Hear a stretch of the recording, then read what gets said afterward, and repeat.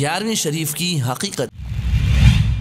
मेरा नाम इरफान मलिक है और मेरा ताल्लुक़ शो बिज़नेस से है। मेरा सवाल ये है कि 11वीं शरीफ की हकीकत क्या है, वो बयान कर दीजिए। गौसुल अक़वास कुतुबुल अक़ताब सैयदना हुज़ूर गौस आज़म अलैहि रहमतुल्लाह अकरम माह फ़ाखिर रबीउल आखिर की 11वीं तारीख को दुनिया से रुखसत हुए, पर्दा फरमाया, विसाल हुआ। तो इसके याद में 11वीं शरीफ मनाई जाती है और इनके गौस पाक के लिए ईसाल सवाब किया जाता है, इनके तस्करे होते हैं। 11वीं शरीफ की बरकत से दीन की तबलीग और नेकी की दावत की दुमें मचती हैं।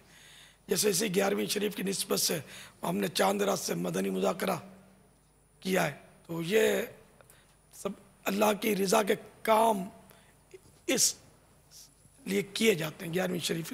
तो यूँ बुज़ुर्गान दीन की यादें मनाना चाहिए कि नेकियां की जाती है इसमें। अल्हम्दुलिल्लाह।